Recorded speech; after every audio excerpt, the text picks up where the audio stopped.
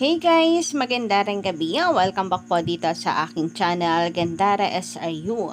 Maraming salamat po sa mga nandito ngayon na nakikinig at nakatambay sa aking channel. Magandang gabi and mabuhay po kayo. Salamat sa pagsuporta. Anyway, ang mainit po nating update para sa gabing ito ay pumapatungkol po dito sa may inilabas pong bagong logo ng Itbulaga na mas bagay at mas maganda raw po, mas modern. So ano kayang inyong masisay patungkol dito? At syempre, isa rin sa pag-uusapan po natin ang patungkol dito kay Raisa May Dizon na kung saan ay yan trending at may nag-uusapan sa social media. So ano kaya ito? Nako, pagdating kay Raisa, kinakabahan ako sa mga balita kasi lagi na lamang pong may balita kay Raisa Pero ngayon mukhang good news naman Collegiate Taricad sana dahil po ito sa isang kilalang personalidad. Anyway, tungkol naman sa gusto pong pagbisita sa Itbulaga, meron pong pumipigil at huwag daw po sanang tanggapin ang invitation ng TVJ. So bakit kaya? Bakit ganito po sila ka-harsh sa TVJ? So pag-usapan po nating lahat yan. So si Choriza May, ang Collegiate Taricad ay nagpalit po ng pangalan since lagi daw po siyang tinatawag na Choriza May Dizon. Si Choriza, so actually wala po akong alam patungkol sa kanya, hindi ko siya kilala pero parang drag queen siya ng ibang bansa, ganon. And mukhang ano rin naman siya, talagang kilalang personalidad based sa mga napapanood kong video. So parang sinakyan din po niya yung mga memes na kumakalat na tinatawag siyang Choriza May Dizon. Maybe dahil nga sa Choriza May, yung kanyang pangalan, Choriza, tapos May. Yun, napagkatuwan siguro ng mga netizens. Alam niyo naman, ang mga taong wala pong magawa sa buhay, di ba? Pero sinakyan po ito ni Choriza, and then ayun nga, ginawa po niyang pangalan Choriza May Dizon. So, ito po ay siguro tuwa din si Raisa May Dizon and kanya pong ipinost sa kanyang social media account, and then kinilig itong si Choriza. Guys, what have you done? What is going on? The diva herself, di ba? Diva ang tawag kay Raisa. The diva herself has blessed me. Charap-charap remix soon, I guess. So, sa sobrang katawain niya, mukhang magkakaroon po ng remix yung charap-charap ni Raisa. And then, ang question nga daw when will I see you? So, mukhang gustong mag-flight nito pong taong to. Pero, meron pong mga tawag dito, ano bang tamang terms sa mga ito? Mga killjoy, mga eng-eng na bashers ng TVJ na kung saan wag daw po sanang tanggapin nitong si Choriza ang invitation ng TVJ kung sakasakaling meron man. If I were you, I would not accept their invitation. 3 old men are homophobic, so please save yourself from them. Grabe, kung makapagsabi ng please save yourself from TVJ ay wagas, no? Kala mo mayroon bang ibig sabihin yung kanyang sinabi. Pero anyway, mayroon pang mga sinasabi ang mga yan. Naku, ang dami.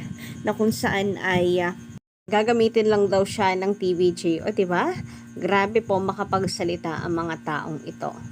Anyway, pag-usapan naman po natin ang patungkol dito sa bagong logo natin pong nakita sa social media.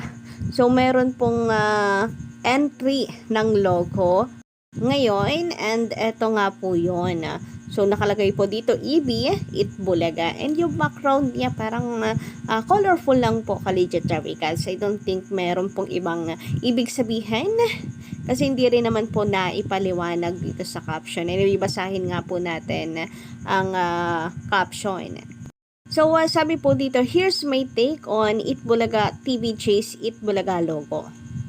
The current logo is okay, but I think it lacks in wow factor with respect to whoever made it. My version is heavily inspired by their 2004 version. So yun, parang pamilyar nga din, 'di ba? Collegiate Taricad yung pagkakagawa ng Itbulaga logo, pero umano lang yung tenga ko doon sinabing kinulang sa wow factor itong bagong logo ng TVJ. Kasi to be honest, nung una ko makita yung logo ng TVJ na kung saan ay meron pong tawag dito, meron pong background ng mga dating logos na naka-blurred, Collegiate Fabricants, napawaw ako, to be honest. So, saan kaya nanggaling yung wala daw pong wow factor? Nung makita ko to unang beses, talagang masabi ko na ang galing talaga mag-isip ng TVJ. Mas maganda nga naman. And napawaw ako, to be honest. And I think napakagandang idea ng pagkakagawa ng logos na yon. Tapos sasabihin walang wow factor. But anyway, thank you so much sa pag-effort ng paggawa ng bagong logo ng TVJ, ng iyong entry sa logo ng TVJ. Samantala, sabi naman dito ni Toto Noel, yes, the setting capacity will accommodate 200 plus audience only. So, hindi pala typo error. 200 plus only lang talaga. Only since the Meralco Theater have been renovated to have a studio type area.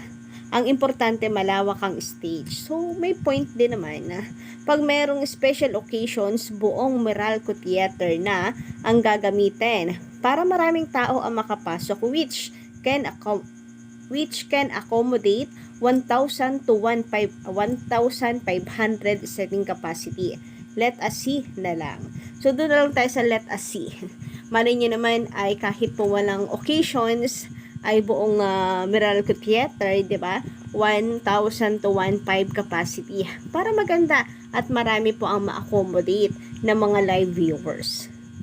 Pero kung nasa 200 plus nga lang ang po pwede pong makapasok na live audience kung sakasakali, ang maganda naman is that malawak nga yung mismong stage. Siyempre, para po sa mas magandang espasyo ng mga segments na maaari pong ibalik ng TVJ. So, nakakamiss no yung dati nilang setup na malawak yung studio. Mas marami po kasi silang nagagawa. Anyway, sabi naman po dito ni Sir Noli Del Rosario, maganda ring gabi. Napansin ko lang, kapag alam ng mga taong recorded ang Itbulaga, lumilipat ang iba sa It's Showtime at laging live. Dapat yon ang gawan ng paraan ng TVJ. So, actually, wala namang pinagkaiba kung recorded po yan or live ang Itbulaga. No, basta importante po fresh episodes, hindi po replay lang ng replay. Bakit po lilipat? Napanood na ba nila yon? Hindi pa naman kasi hindi naman po yung replay. Recorded naman po iyon. And syempre, meron pong mga inaasikaso din sila. Like, meron po silang mag-aaral. Syempre, andyan si Raisa, si Karen. So, sana naman wag po tayong ganon. Collegiate Fabricants, support pa rin sa TVJ, recorded man po or live. Samantala, sabi naman ni Xiaolong, magparapol ng Sulit TV ang Itbulaga sa mga urban area na minomonitor ng NUTA. Malibreng shipping fee kung malayo sa Reliance. So, marami na nga pong naipamigay na Sulit TV. So, ang TVJ nakapamigay na po ng Sulit TV. Ang mga kapwa po natin vloggers nakapamigay na rin po ng Sulit TV para po bilang suporta po natin sa Itbulaga.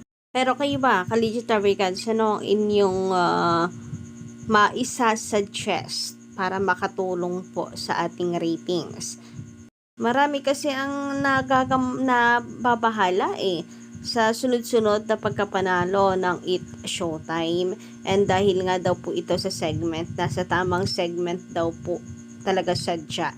Dahil dati, lagi pong number 3 ang Showtime. Ngayon, sila po ay lagi ng number 1.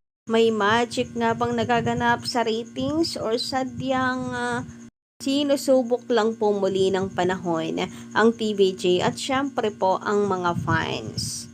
Well, kasama rin naman po yan, Collegiate Fabricants, sa makakapagpatibay lalo ng pundasyon ng TVJ. So, without those challenges din naman kagaya po nito, noon, hindi rin naman po tatagal siguro at mas mag-i-improve pa ang Itbulaga. Kaya ngayon, yun na lang din po ang isipin natin. So, yun lang po muna ang aking update para sa gabing ito. Don't forget to click the subscribe button and notification bell para po sa iba pang mga balita.